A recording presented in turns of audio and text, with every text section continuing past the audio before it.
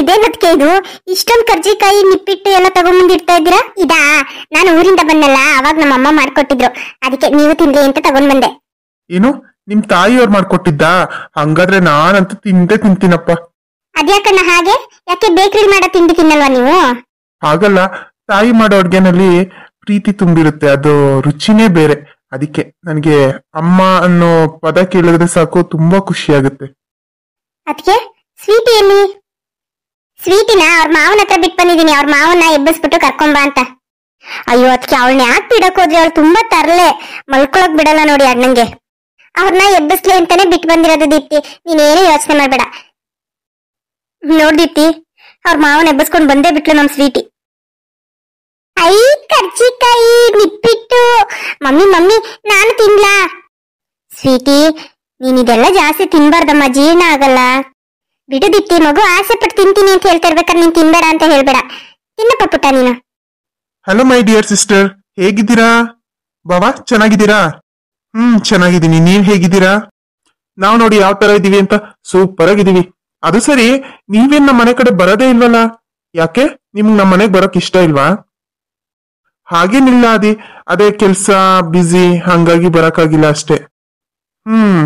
ಗೊತ್ತಾಯ್ತು ಬಿಡಿ ಬಾವ, ಹೋಗ್ಲಿ. ಏನೋ ನನ್ ಸಿಸ್ಟರ್ ಏನ್ ನಿಮ್ಗೆ ಜಾಸ್ತಿ ತೊಂದ್ರೆ ಗಿಂದ್ರೆ ಕೊಡ್ತಾ ಇದ್ದಾಳೋ ಏನೋ ಮನೆಯಲ್ಲಿ. ಅವಳನ್ನ ತವ್ರ ಮನೆಗೆ ಕಳಿಸ್ಬಿಟ್ಟು ನಾನಂತೂ ನಿಮ್ದೇಗಿರೋಣಪ್ಪ ಅನ್ನೋ ಪ್ಲಾನ್ ಅಲ್ಲಿ ಇರ್ತೀರಾ ಅನ್ಸುತ್ತೆ. ನೀವು ಜೊತೆಲಿ ಬನ್ನಿ ಅಂತ ಅಂದ್ರೆ ಎಲ್ಲಿ ಬರ್ತೀರಾ ಹೇಳಿ? ಅಯ್ಯಯ್ಯೋ, ಏನ್ ಆದಿತ್ಯ ನೀವು ಈ ತರ ಅವಳೆದುರುಗಡೆ ಹೇಳ್ಬಿಟ್ರೆ ಆಮೇಲೆ ಅವಳು ನನ್ನನ್ನ ಬಿಡ್ತಾಳ ಹೇಳು, ಆಮೇಲೆ ಮಾರಿ ಹಬ್ಬನೇ ಮಾಡೋದ್ ನನ್ಗೆ. ಏನೇ ದೀಪ್ತಿ, ಗಂಡಂಗ್ ಇಷ್ಟೊಂದು ಭಯ ಇಟ್ಬಿಟ್ಟಿದ್ಯಾ? ನೋಡಲಿ ಹೆಂಗ್ ಎದ್ರುಕೊಂತ ಇದಾರೆ ನಿನ್ಗೆ. ಎಲ್ಲ ಬರೀ ಡೌಗಳು, ನಿಮ್ ಎದುರುಗಡೆ ಹಂಗ ಆಡ್ತಿದಾರೆ ಅಷ್ಟೇ, ಅವರೇ ನನ್ಗೆ ಎದ್ರಲ್ಲ ಬಿಡು. ಏನ್ ದೀಪ್ತಿ ಇಷ್ಟೊಂದು ಸುಳ್ಳು ಹೇಳ್ತಾ ಇದೀಯಾ? ರೀ ಸ್ವಲ್ಪ ಬಾಯಿ ಮುಚ್ಕೊಂಡಿರ್ತೀರಾ? ನೋಡಿದ್ರ ಈಗಲೇ ನಿಮ್ ಎದುರುಗಡೆನೆ ಯಾವ ತರ ಮಾತಾಡ್ತಿದ್ದಾಳೆ ಅಂತ. ಹಿಂಗೆ ಮನೆಯಲ್ಲಿ ಹಿಂಗೆ ಎದುರಿಸ್ ಮುಡುತ್ತಲ್ಲ ನನ್ನ. ಹೋಗ್ಲಿ ಬಿಡಿ ಬಾವ, ನಾನಿದ್ದೀನಲ್ಲ ನಿಮ್ ಪರವಾಗಿ. ಬನ್ನಿ ನಾವಿಬ್ರು ಹೊರಗಡೆ ಹೋಗಿ ಓಡಾಡ್ಕೊಂಡ್ ಬರೋಣ. ಸರಿ ಹಾಗಿದ್ರೆ ಬನ್ನಿ ಹೊರಗಡೆ ಹೋಗ್ಬಿಟ್ಟು ಬರೋಣ. ಮತ್ತೆ ದೀಪ್ತಿ ಹೇಗಿದೆ? ಗಂಡನ ಮನೇಲಿ ಎಲ್ಲ ಸೌಖ್ಯನಾ? ಅತ್ತಿಗೆ ಎಲ್ಲ ಸೌಖ್ಯನೇನೆ, ಈಗ ಸ್ವಲ್ಪ ಮಟ್ಟಿಗೆ ಸುಧಾರಿಸ್ತಾ ಇದೆ ಅಂತಾನೆ ಹೇಳ್ಬೋದು. ಮತ್ತೆ ಇನ್ನೇ ನಮ್ಮ ದೀಪ್ತಿ ಸಮಾಚಾರ? ಅದೇನೋ ಫೋನ್ ಮಾಡಿದಾಗ ನಮ್ಮ ಅತ್ತೆದು ಮತ್ತೆ ನಾನಿದೇನೋ ಒಂದು ದೊಡ್ಡ ಅವಾಂತರನೇ ಆಗೋಗಿದೆ ಅಂತ ಹೇಳ್ತಿದ್ಯಲ್ಲ, ಏನಾಯ್ತಂತದ್ದು? ಅಯ್ಯೋ ದೇವ್ರೆ, ಅದನ್ನ ನಿನ್ಗೆ ಹೇಳಿದ್ರೆ ನೀನ್ ಏನ್ ಅನ್ಕೊಂತೀಯಲ್ಲ ನನ್ಗಂತೂ ಗೊತ್ತಿಲ್ಲ ಕಣಮ್ಮ. ವಿಚಾರ ಆ ತರ ಇದೆ. ಸ್ವೀಟಿ, ಅದೇ ನಂಗೆ ದೊಡ್ಡವ್ರು ಮಾತಾಡ್ಬೇಕಾದ್ರೆ ಕಿವಿ ಕೊಟ್ಕೊಂಡ್ ನಿಂತಿದ್ಯಾ? ಹೋಗಿ ಎಲ್ಲಾದ್ರೂ ಆಟಾಡ್ಕೋ ಹೋಗು. ಹೋಗ್ ರೂಮಲ್ಲಿ ತಾತ ಇದ್ದಾರೆ, ತಾತನ ಹತ್ರ ಆಟಾಡು. ದೊಡ್ಡವರು 108 ಮಾತಾಡ್ತಾ ಇರ್ತಾರೆ, ಮಕ್ಳು ಬಂದಂಗೆಲ್ಲ ಕಿವಿ ಕೊಟ್ಕೊಂಡ್ ಕೇಳಿಸ್ಕೊ ಬರ್ತದನ್ನ. ಅಲ್ಲ ಮಮ್ಮಿ, ನಾನೇನ್ ಮಾಡ್ದೆ ಅಂತ? ನಾನು ಅವಾಗಿಂದನೂ ಇಲ್ಲೇ ನಿಂತಿದ್ದೀನಿ. ನೀನ್ ಸುಮ್ನೆ ಬೈತೀಯ ಮಮ್ಮಿ. ಹೋಗ್ ಮಮ್ಮಿ, ನಾನು ಮಾತಾಡ್ಸಲ್ಲ. ತಾತನ್ ಕರ್ಕೊಂಡು ಹೊರಗಡೆ ಹೋಗ್ತೀನಿ ನಾನು. ಸರಿ ಆಯ್ತು, ಹೋಗು ತಾತನ್ ಜೊತೆಗೆ. ಅಲ್ಲ, ಇವ್ರು ಮಾತಾಡ್ಕೊತಾ ಇದ್ರೆ ನಾನೇನ್ ಮಾಡ್ದೆ ಅಂತ ಮಧ್ಯದಲ್ಲಿ ಸುಮ್ನೆ ನನ್ ಮೇಲೆ ರೇಗಾಡ್ತಾರೆ. ಇನ್ನೊಂದ್ಸರಿ ಇವ್ರು ಮಾತಾಡ್ಬೇಕಾದ್ರೆ ನಿಂತ್ಕೊಳ್ಳೇಬಾರ್ದು. ಅದ್ಯಾಕಮ್ಮ ದೀಪ್ತಿ, ಸ್ವೀಟಿಗೆ ಯಾಕೆ ಆತರ ಹೇಳ್ ಕಳಿಸ್ತೆ? ಬೇಜಾರ್ ಮಾಡ್ಕೊಂಡು ಹೋದ್ಲು. ಅಯ್ಯೋ ಸುಮ್ನಿರಿ ಮಮ್ಮಿ, ನಮ್ಮ ಮನೆಯಲ್ಲಿ ಇದಾವಲ್ಲ ಪಿಶಾಚಿಗಳು, ನಸ್ಕ ಹೊಡೆದ್ಬಿಟ್ಟು ಕರೆದ್ಬಿಟ್ಟು ಸ್ವೀಟಿ ಹತ್ರ ಎಲ್ಲಾನು ಕೇಳ್ಕೊತಾರೆ. ಇವಳು ನಾನು ಏನಿಲ್ಲ, ಒಂದೆರಡು ಚಾಕ್ಲೇಟ್ ಕೊಟ್ಬಿಟ್ರೆ ಅಜ್ಜಿ ಹಂಗಜ್ಜಿ, ಅಜ್ಜಿ ಹಿಂಗಜ್ಜಿ ಅನ್ಕೊಂಡು ಎಲ್ಲಾ ವಿಷಯನೂ ಡೀಟೇಲ್ ಆಗಿ ಹೇಳ್ತಾಳೆ ಕುತ್ಕೊಂಡು. ಅದಕ್ಕೆ ಅವಳನ್ನ ಅವ್ರ ತಾತನ ಜೊತೆ ಆಟ ಆಡ್ಲಿ ಅಂತ ಕಳಿಸಿದ್ದು. ಅಂತದ್ದೇನಮ್ಮ ಆಯ್ತು? ಅಮ್ಮ ಅದ್ರ ಬಗ್ಗೆ ಏನ್ ಕೇಳ್ತೀಯ? ನಮ್ಮ ಮನೆಯಲ್ಲಿ ಯಾವ ಪರಿಸ್ಥಿತಿಗೆ ಬಂದ್ಬಿಟ್ಟಿದೆ ಅಂತಂದ್ರೆ ನಮ್ಮವ್ರನ್ನೇ ನಾವು ನಂಬಕ್ ಆಗ್ತಿಲ್ಲ ಅಂತ ಪರಿಸ್ಥಿತಿಗೆ ಬಂದ್ ಕುತ್ಕೊಂಡಿದೆ. ಈಗ ನಮ್ಮ ಅತ್ತೆ ಅಂತ ಇದ್ದಾಳಲ್ಲ, ಅವಳು ಇವ್ರ ಸ್ವಂತ ತಾಯಿ ಅಲ್ವಂತೆ, ಮಲ್ತಾಯಿ. ಮತ್ತೆ ಅವ್ರ ತಂಗಿ, ಅವಳು ಇವ್ರಿಗೆ ಹುಟ್ಟಿರೋ ಮಗಳು.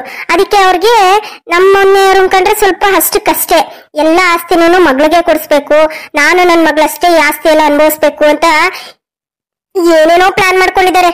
ಒಟ್ನಲ್ಲಿ ಇವ್ರಂತೂ ನಮ್ಮನೆಯವ್ರಿಗಂತೂ ಒಳ್ಳೇದ್ ಮಾಡಲ್ಲ ಅನ್ನೋದು ಗೊತ್ತಾಗಿದೆ. ಅದೆಲ್ಲ ಗೊತ್ತಾದ್ಮೇಲೆನೆ ನಿಮ್ಮ ಅಳಿಯಂದ್ರಿಗೂ ಸ್ವಲ್ಪ ಬುದ್ಧಿ ಬಂದಿದ್ದು. ಇಲ್ಲ ಅಂದಿದ್ರೆ ನಾನ್ ಮತ್ತೆ ಅವ್ರ ಕೈಯಲ್ಲಿ ಉರಿಬೇಕಾಗಿತ್ತಷ್ಟೇ. ಹೌದಾ? ಅಯ್ಯೋ ದೇವ್ರೆ, ಈ ವಿಚಾರ ನಿಮ್ಗೆ ಇಲ್ಲಿವರೆಗೂ ಗೊತ್ತೇ ಇರ್ಲಿಲ್ವಾ ದೀಪ್ತಿ? ಇಲ್ಲ ಅಮ್ಮ, ಇವ್ರು ಚಿಕ್ಕವರಿದ್ದಾಗ್ಲೇನೆ ಅವ್ರ ತಾಯಿ ತೀರೋಗಿರೋದು. ಇವ್ರಿಗೂ ಅಷ್ಟು ನೆನ್ಪಿಲ್ಲ. ಆದ್ರೂನು ಅವ್ರ ತಾಯಿ ಈ ತರ ಎಲ್ಲ ಮಾಡ್ಬಾರ್ದಾಗಿತ್ತು. ಪಾಪ ಇವ್ರು ಎಷ್ಟು ಆಸೆ ಇಟ್ಕೊಂಡಿದ್ರು ಗೊತ್ತಾ, ನಮ್ಮಮ್ಮ ಅಂತ ಎಷ್ಟು ಪ್ರೀತಿ ಇಟ್ಕೊಂಡು ಎಲ್ಲಿ ಹೋದ್ರು ಅಮ್ಮ ಅಮ್ಮ ಅಂತ ಅಮ್ಮನ್ ಸರಿಗಿಟ್ಕೊಂಡೆ ಓಡಾಡೋರು. ನನ್ಗೆ ಎಷ್ಟೋ ಸರಿ ಕೋಪ ಬರೋದು, ಯಾಕಂದ್ರೆ ನನ್ ಸಪೋರ್ಟ್ ಬರ್ತಿರ್ಲಿಲ್ಲ, ಅವ್ರ ಅಮ್ಮನ್ ಸಪೋರ್ಟ್ ಹೋಗಿ ನಿಂತ್ಕೊಂಡ್ಬಿಡೋರು. ಒಟ್ನಲ್ಲಿ ಇವ್ರ ನಂಬಿಕೆ ಪ್ರೀತಿನ ಅವ್ರು ಉಳಿಸ್ಕೊಳ್ಳಿಲ್ಲ ಕಣಮ್ಮ. ಎಂತ ಕೆಲಸ ಮಾಡೋರು ಗೊತ್ತಾ, ಮೊನ್ನೆ ಹೋಗಿ ಲಾಯರ್ ಹತ್ರ ಮಾತಾಡಿ ಇವ್ರ ಹತ್ರ ಆಸ್ತಿ ಭಾಗ ಕೇಳಿದ್ಲು ಅವರ ತಂಗಿ. ಸರಿ ಆಯ್ತು ಕೊಟ್ಬಿಡೋಣ ಬಿಡು, ಅವಳು ಚೆನ್ನಾಗಿರ್ಲಿ ಅಂತ ಹೇಳ್ಬಿಟ್ಟು ಇವ್ರು ಕೊಡಕ್ ರೆಡಿ ಇದ್ರು ಕಣಮ್ಮ. ಆದ್ರೆ ಅವಳೇನ್ ಮಾಡಿದಾಳೆ ಗೊತ್ತಾ, ಲಾಯರ್ ಹತ್ರ ಹೋಗಿ ಈಗ ವಿಭಾಗ ಅಂತ ಮಾಡ್ಕೊಳ್ಳೋದ್ರ ಬದಲು ಕ್ರಯ ಅಂತ ಎಲ್ಲಾ ಪ್ರಾಪರ್ಟಿನೂ ನನಗೆ ಬರೋ ತರ ಮಾಡಿ ಅಂತ ಹೇಳ್ಬಿಟ್ಟು ಮಾತಾಡ್ಕೊಂಡ್ ಬಂದಿದ್ದಾಳೆ. ಈ ವಿಚಾರ ಹೆಂಗೋ ನಮ್ ಕಿವಿಗ್ ಬಿತ್ತು. ಬಿದ್ಮೇಲೆ ಇವ್ರು ಎಚ್ಚೆತ್ಕೊಂಡ್ರು, ಇಲ್ಲ ಇವ್ರಿಗೆ ಈ ತರ ಎಲ್ಲ ಮಾಡಿದ್ರೆ ಸರಿ ಹೋಗಲ್ಲ, ನನ್ನೇ ಮುಳುಗ್ಸಕ್ ನೋಡ್ತಿದ್ದಾರೆ ಅಂತ ಹೇಳ್ಬಿಟ್ಟು ಅವಾಗ ಸ್ವಲ್ಪ ಬುದ್ಧಿ ಬಂತು ನಿಮ್ಮ ಮಳಿಯಂಗೆ. ಅಯ್ಯೋ ದೀಪ್ತಿ, ಏನ್ ಹೇಳ್ತಾ ಇದೀಯ ನೀನು? ಆಸ್ತಿಗೋಸ್ಕರ ಇಷ್ಟೆಲ್ಲ ಮಾಡ್ತಾರಾ? ಅಯ್ಯೋ ನನ್ಗಂತೂ ನಂಬಕ್ಕೆ ಆಗ್ತಾ ಇಲ್ಲ. ನನಗೂ ಅಷ್ಟೇ, ನಮ್ ತಂದೆ ಮನೆ ಚೆನ್ನಾಗಿರ್ಲಿ, ನಾನು ಹಾಲನ್ನು ಬೆಳೆದಂತ ತವರು ಯಾವಾಗ್ಲೂ ಖುಷಿ ಖುಷಿಯಾಗಿ ನಗ್ನಗ್ತಾ ಇರ್ಲಿ ಅಂತ ಹೇಳ್ಬಿಟ್ಟು ನಮಗೂ ಆಸೆ ಇರುತ್ತೆ. ಅದೆಂತ ಹೆಣ್ಣುಡುಗಿನೇ ಅದು? ಅದ ಹಂಗಲ್ಲ ಅದಕ್ಕೆ. ಈಗ ಅವಳು ಇವ್ರನ್ನ ಸ್ವಂತ ಅಣ್ಣ ಅಂತ ಅವಳು ಯಾವತ್ತೂ ಅನ್ಕೊಂಡೇ ಇಲ್ಲ. ಅವ್ರ ಅಮ್ಮ ಚಿಕ್ಕದ್ರಿಂದಾನೇ ವಿಷದ ಬೀಜ ಬಿತ್ಬಿಟ್ಟು ಅವಳನ್ನ ಇವ್ರ ವಿರುದ್ಧನೇ ಎತ್ಕಟ್ಬಿಟ್ಟಿದ್ದಾರೆ. ಈಗ ಹೆಂಗೆ ಆಗ್ಬಿಟ್ಟಿದೆ ಅಂತಂದ್ರೆ ಅವ್ನು ನಮ್ಮ ಅಣ್ಣನೇ ಅಲ್ಲ, ಅವ್ನು ಯಾರೋ ಬೇರೆ ವ್ಯಕ್ತಿ ಅನ್ನೋ ತರ ಟ್ರೀಟ್ ಮಾಡ್ತಿದಾರೆ ಅವರು. ಒಟ್ನಲ್ಲಿ ವಿಷಯ ನಮಗ್ ಗೊತ್ತಾಗಿದ್ದು ಒಳ್ಳೇದೇ ಆಯ್ತು. ಇಲ್ಲ ಅಂದಿದ್ರೆ ಇವಳ ಆಟಕ್ಕೆ ಮಳ್ಳಾಗ್ಬಿಟ್ಟು ನಮ್ಮ ಮನೆಯವರೆಲ್ಲಾನು ಬರ್ದ್ ಕೊಟ್ಬಿಟ್ಟು ನಮಗ್ ಬೀದಿಗೆ ತಂದು ನಿಲ್ಸಿರೋರಷ್ಟೇ.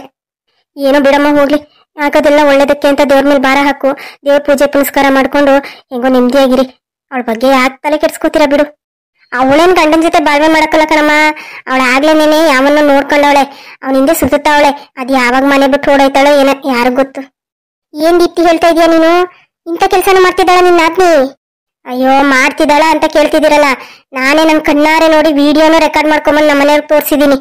ಸರಿ ಬಿಡು ಹಂಗಾದ್ರೆ, ಈಗೇನ ಅವಳು ಮನೇಲಿರೋದಿಲ್ಲ ಬಿಡು, ಏನ್ ಸ್ವಲ್ಪ ದಿನಕ್ಕೆ ಅವನ ಹಿಂದೆ ಬೆನ್ನಟ್ಕೊಂಡು ಓಡಾಯ್ತಾಳಷ್ಟೇ. ಅಮ್ಮ ನಿನ್ ಇನ್ನೊಂದ್ ವಿಷಯ ಗೊತ್ತಾಯ್ತಾ? ಸಾಲ್ಗಮರ್ ತಿಮ್ಮಕ್ಕ ಅವರು ತೀರೋದ್ರು. ನನ್ಗಂತೂ ಕೇಳಿ ಸಿಕ್ಕಾಪಟ್ಟೆ ಬೇಜಾರಾಗೋಯ್ತು. ಅದ್ಯಾರಮ್ಮದು ತಿಮ್ಮಕ್ಕ? ಹೌದು ದೀಪ್ತಿ, ನನಗೂನು ಅದನ್ನ ಕೇಳಿ ಬೇಜಾರಾಗೋಯ್ತು. ಅತ್ತೆ ಸಾಲ್ಮರ ತಿಮ್ಮಕ್ಕ ಅಂತ ಅಂದ್ರೆ ಬೇರೆ ಯಾರು ಅಲ್ಲ, ಅವರು ನಮ್ ಕರ್ನಾಟಕದವ್ರೆ. ಅವ್ರಿಗೆ ಎಷ್ಟೋ ವರ್ಷಗಳಾದ್ರೂ ಮಕ್ಳೇ ಆಗಿರ್ಲಿಲ್ವಂತೆ. ಅವಾಗ ಈಗ ಹಳ್ಳಿಗಳ ಕಡೆ ಗೊತ್ತಲ್ಲ ನಿಮ್ಗೆ, ಮಕ್ಳಾಗಿಲ್ಲ ಅಂತಂದ್ರೆ ಬಂಜೆ ಹಾಗೆ ಹೀಗೆ ಅಂತೆಲ್ಲ ಮಾತಾಡ್ತಾ ಇರ್ತಾರಲ್ಲ, ಆತರ ಎಲ್ಲರೂ ಬಾಯಿಗೆ ಬಂದಾಗ ಮಾತಾಡೋರಂತೆ. ಅವಾಗ ಅವರು ಅವ್ರ ಯಜಮಾನ್ರು ಇಬ್ರು ಸೇರ್ಕೊಂಡು ಆಲದ ಮರಗಳನ್ನ ಗಿಡಗಳನ್ನ ರೋಡಲ್ಲಿ ಉದ್ದಕ್ಕೂ ನೆಟ್ಕೊಂಡವ್ರಂತೆ. ಒಂದು 400-500 ಗಿಡ ನೆಟ್ಟಿರ್ಬೋದು ಅನ್ಸುತ್ತೆ.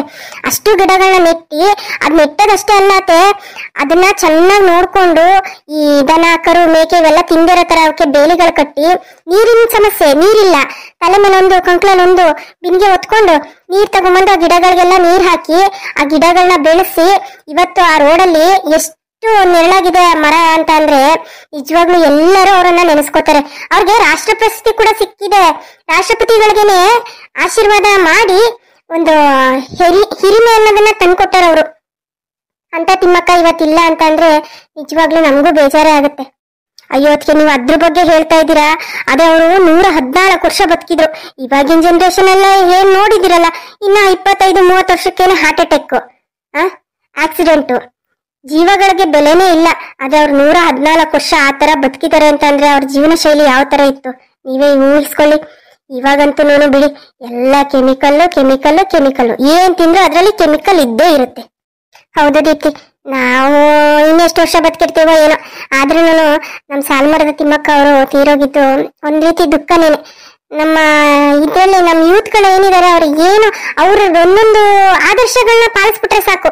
ಗಿಡಗಳನ್ನ ನೆಡೋದು, ನಮ್ಮ ಹಸಿರನ್ನ ಕಾಪಾಡೋದು. ಇವಾಗೆಲ್ಲ ಅರಣ್ಯ ನಾಶ, ಅದಾಯ್ತು ಇದಾಯ್ತು ಅನ್ಕೊಂಡು. ಅಲ್ದೆ ಸಾಲ್ಮರ್ ತಿಮ್ಮಕ್ಕ ಅವ್ರು ಎಷ್ಟು ಕಷ್ಟ ಅನುಭವಿಸಿದ್ದಾರೆ ಗೊತ್ತಾ ದೀಪ್ತಿ? ಹೆಂಗೆ ಅಂತ ಅಂದ್ರೆ ಅವ್ರಿಗೆ ಊಟ ಇಲ್ಲ. ಈಗ ಅವ್ರು ನೆಟ್ಟಿರೋ ಗಿಡಗಳಿಗೆ ಕೋಟಿ ಬೆಲೆ ಇದೆ, ಆದ್ರೆ ಅವ್ರಿಗೆ ಪಾಪ ತಿನ್ನಕ್ ಊಟ ಇಲ್ಲ. ಆದ್ ಒಂದೇನ್ ಸಾರ್ಥಕತೆ ಅಂತಂದ್ರೆ ಅವ್ರು ನೆಟ್ಟಿರೋ ಗಿಡಗಳಿಂದ ಮರ ಆಗಿ ಆ ಮರ ಎಷ್ಟೋ ಪ್ರಾಣಿ ಪಕ್ಷಿಗಳಿಗೆ ಗೂಡು ವಾಸಕ್ಕೆ ನೆಲೆ ಕೊಟ್ಟಿದೆ, ಮತ್ತೆ ಹೋಗೋ ಬರೋರಿಗೆಲ್ಲ ತಂಪು ಕೊಟ್ಟಿದೆ. ಅದೇ ಅವರು ಮಾಡಿದ ಪುಣ್ಯ ಅವ್ರನ್ನ ಕಾಪಾಡುತ್ತಷ್ಟೇ.